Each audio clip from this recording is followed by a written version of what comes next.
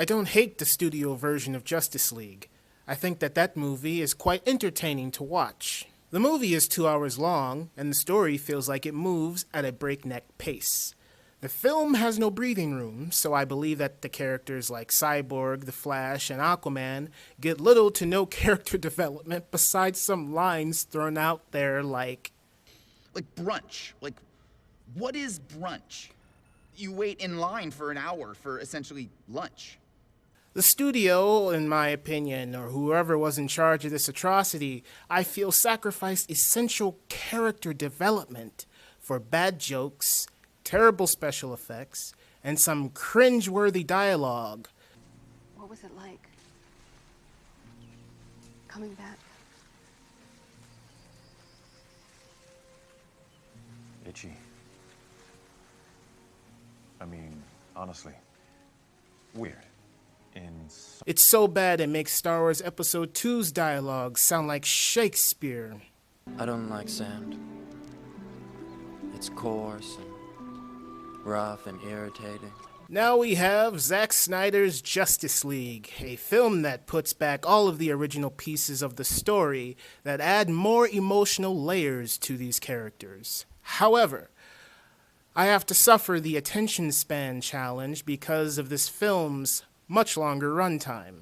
The opening is the ending events of Batman v Superman. Superman gets stabbed by Doomsday. I think the most poignant element during this opening is when Superman screams and his sound waves echo across the world, awakening the mother boxes. In the studio version, I find it fun and entertaining because we see Batman do a backflip, but the thing that does not make any sense is that parademons attack people who are afraid. But we only see it in 2 scenes in the film, at the beginning, so it can set up Steppenwolf being killed by his fear at the end. Cyborg gets a backstory that is fleshed out. He builds an emotional connection to his father.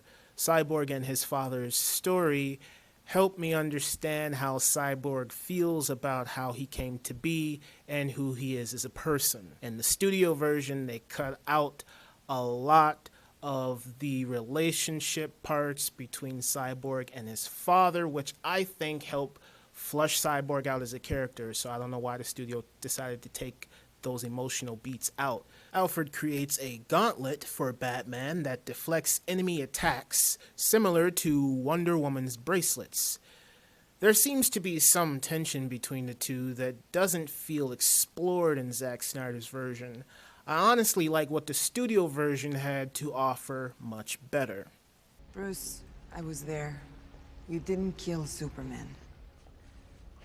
At some point, even you have to learn to move on. Steve Trevor tell you that? Superman's resurrection feels forced in both versions. I enjoyed what Superman had to say to Batman in the studio version. You won't let me live. You won't let me die. Tell me. Do you bleed? But Batman nearly being killed by Superman and begging for his life did strike a serious emotional chord with me. Clark, no.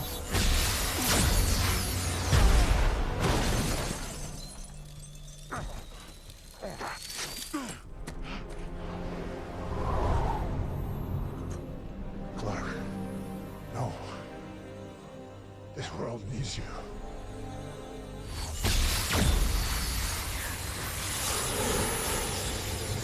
I do like that in Zack Snyder's version, Lois is there at that exact moment when Superman is fighting the Justice League, instead of being Batman's contingency plan. In Zack Snyder's Justice League, we get to see Lois going through her emotional pain, and then we get pulled out of it by Henry Lennox, aka the Martian Manhunter, who has done nothing this entire time. Overall, I think Zack Snyder's Justice League is a great movie. It is miles better than the studio version of Justice League. Do you want to know how I felt about the end of it all? Well, here it goes.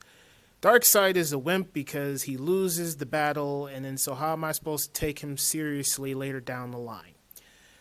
Superman kills everybody in the future in Zack Snyder's version, and that's the ending of this trilogy for me. But it's one of those cases where I'm dreading how long it is, because every time I look at the time code, I'm like, Jesus Christ, it's 4 hours long. But then as I'm experiencing the movie, I don't want to stop watching it.